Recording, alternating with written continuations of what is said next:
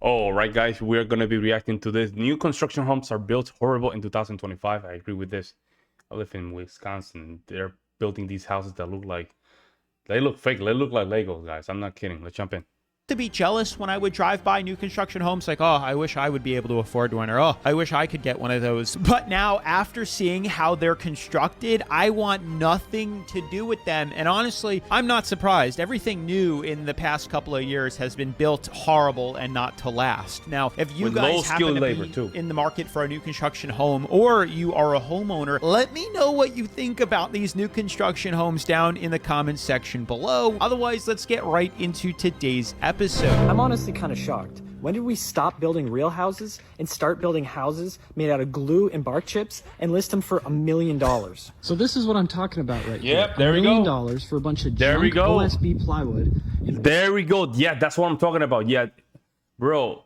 In the area that I live, these are the houses that are, constructing. Not only that, they're using, I don't know by now, but when I moved here, they were using low skilled labor on top of that. And 2x4s. Plastic plumbing, all thrown together by the cheapest possible bids they can probably get. And you don't even get any land for your $1 million. Look how tiny this lot is. This right here is the new type of house they're building in the suburbs of Portland, and it costs $975,000. Literally everybody I know wants more affordable housing, but all we get are these monstrosities that are so incredibly expensive. And an HOA that costs $100 a month and doesn't let you do anything. And that's all they're building, all around me. They opened up all these acres of old farmland, and all they're building are these ginormous houses. Even Zillow estimates the payment on this place to be over $6,000 a month. And unfortunately, this is the future we're looking at, where no normal working class person will be able to own a home. We're talking about something like 5 or 6 of the average salary around here in order to purchase this house. Now make that make sense. Yeah, it's getting bad out here. It's annoying. I mean, honestly, wherever I look, just the housing price, even the average home is over like $400,000 now, which is near unaffordable at a 7%. And you know what's crazy? Just in a matter of just a couple of years. It was like, 2020, these houses were just cheaper by what, 25 or even in some cases 50% cheaper, right? All of a sudden they just skyrocket. And, I mean, even in 2020, look at that. In 2012, the median price for housing was what, 150,000. Look at what is now currently. It's over like 150% more. Like, it's crazy. Interest rate. You're looking at like over a $3,000 a month payment. It's crazy, but there's a lot to unpack in this episode. There's a lot of points that I have to bring up and talk about, especially as I have started recently to look at purchasing a house because I'm getting fed up with renting. So I don't know how many more years of that I have left in me here, but yeah, I have a lot of interesting comments too, because this is the first time that I've lived in a new construction apartment complex that was just built brand new, and the amount of stuff that has been thrown together in this, it's horrible. It's all junk. Yep. I can see the way it's been built and constructed, the amount of stuff that's been breaking, the amount of stuff that just is so poorly put together. Like, where's the craftsmanship? Don't get me wrong, that house was beautiful. I'd love to live in something like that, but once you start to see how these things are made, it's terrible. It's called planned obsolescence, or it's called poor craftsmanship, and nobody gives a crap anymore in 2024 when it comes to building things. Nobody cares or wants. It's all about profit. But nobody wants to put their name on it. But even with that design, though, even with that design, you can't even tell it's kind of poor made.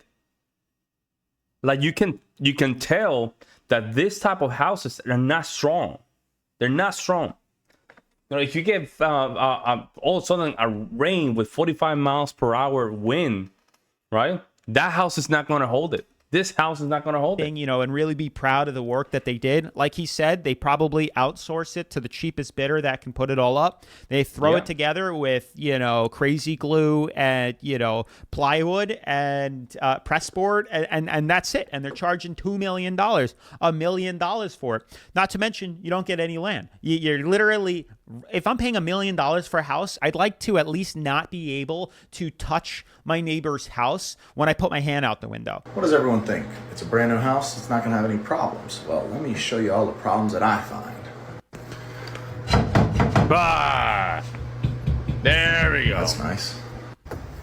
No high loop for the dishwasher drain line. Screws pointing out of the cabinet right here for the range hood. Kitchen island, literally Not secured to the floor. Glass on a door going from the garage into the house, that compromises the fire rating. Deadbolts upside down, that'll cause premature wear of the cylinder components. Because there's an attached garage, we need to have at least one carbon monoxide detector in here, and all we have are smoke detectors. No COs anywhere. No insulation on the attic access ladder. And open grounds on our master bathroom receptacles. Wow, that's a lot. And people like him make money because a lot of these companies, they use very cheap labor.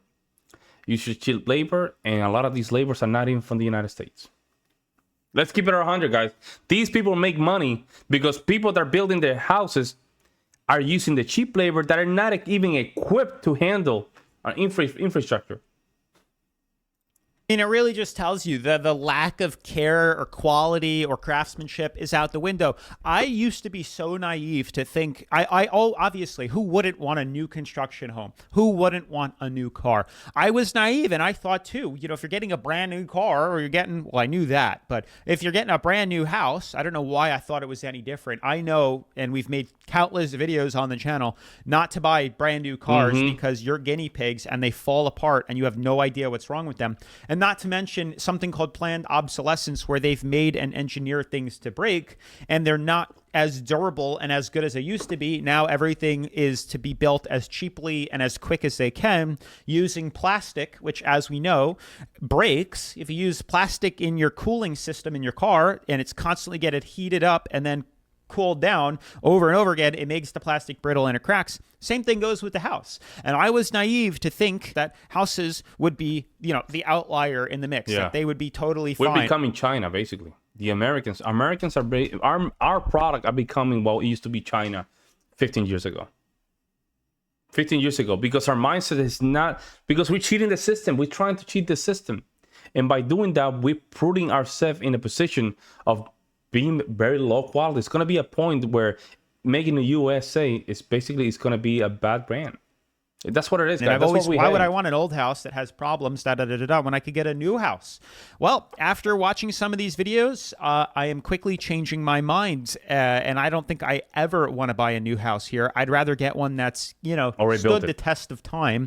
That stood its ground. Where the problems have already been figured out and fixed with maybe the previous owner. Obviously, you still need to get your house inspected. I think it's silly because I wouldn't have caught half those things that guy did until it was too late. So definitely very important. I get asked all the time, why do you need to do an inspection if it's a brand new house? And this is the perfect example why. Look at that. This house already has its final inspection approval from the city. So we got our gas cooktop, and this is the gas supply line for it. And every time that we close this drawer in this cabinet, it bangs against that pipe. Same thing with the drawer directly next to it. Hits it every single time it's opened or closed. Oh my God. How long until we develop a leak? I mean, that's pretty bad, actually, that it's already been through all these other inspections, and that is a disaster waiting to happen. You're going to blow up your house. Crazy, Talk about man. Crappy craftsmanship. You damn well know the person that installed that knew that the cabinets would get very close to it, if not hit it, and said, I'm too lazy. I'm not going to redo this. Have to drill another hole, have to move the cabinets or replace the cabinets here. It's just pure laziness. It's really crazy. And you would expect, if anything, when you're paying $900,000, $1 million on a brand new house, that it is perfect. But not anymore. Tough real estate market has led to historic trends among first-time home buyers. A national survey from the National Association of Realtors found the median age of first-time buyers climbed to a record of 38 years old. The survey was conducted from July of last year to June of this year. It also found that a record 7% of first-time buyers use their inheritance to afford a down payment. Yeah, man, it's getting so bad out here. Only recently did I say, I'm starting to get pissed with renting, and I really want to buy a house. And no matter where I look, it gets more and more expensive. And there's no way. I don't know even the rent is getting very expensive. Oh, in the future, I plan on renting or buying a house. Sorry. I've tried to do so many creative options, looking through all these options. It's not possible. I moved to Florida thinking that would be cheaper. And in a sense, it was cheaper. But then I find out none of the houses in Florida are really meant for first-time home buyers or are really for a family, because there's no backyard. There are extraordinarily high HOA fees. You're talking $400 a month, $300 a month, $500 a month, whatever it is. You get no land, no property, no personal space. Yeah. And they're all cookie cuttered and glued to your neighbors. And when I say 400,000, you're sharing and splitting a main wall in your townhome. I don't really want to live like that. And I've even considered, stretching all my options and buying a tiny home for $40,000 and plopping it on a plot of land. But guess what? The cheapest land I could find is like $250,000 all the way out in an undeveloped area. So even with that, $250K plus. Clearly, there's going to be a crash. Because I saw a post. Check this out. Where was it? I think it was in the channel of Bo or Tribe of Men, where a realtor posted a house for quite some time. No visitors, no buyers, no offers, no nothing. And they're getting scared. They're simply getting scared of, if this continues, they might be in a situation where it's going to be a bubble. It's going to be a bubble because the prices are insane. $40,000 for a tiny home, plus getting all the electric and everything hooked up, I'm still approaching $350,000 for to live in super tiny apartments. So I don't know what options we have as millennials and Gen Zs. It's just so out of reach and out of touch, and I really don't want to be house poor that I don't know what other options are there to do unless I somehow win the lotto and get $1 million. Home inspection on new build construction. Well, there you go. The builder actually told the buyer, and these are the people that make the money. They should just wait till the 1 year mark. And the builders love it when you fall for that trick, because then they can blame more of the defects and damage on you. I personally disagree with that logic. If you did not get a pre-purchase or inspection within the first 10 days, then it is more important for you to get that inspection immediately and do not wait till the 1 year mark.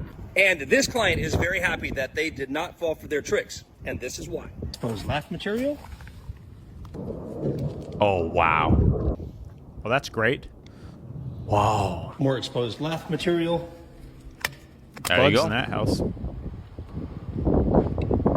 And again, these people using low skill labor, man. That's what they're using. Pavers. Look at that. Look at that. I swear, if that music gets me demonetized for copyright, I'm gonna be so pissed. Yep.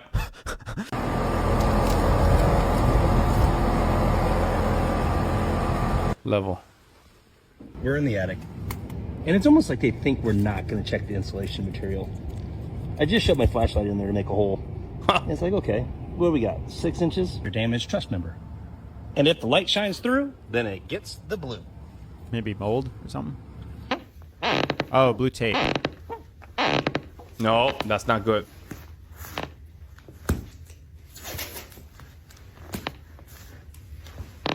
Ooh. Wow. Oh my God. On a brand new house, the wall's gonna fall off the stairs. So now I want to ask you guys, what do you think about new construction homes? Are you for them? Are you against them? Have you...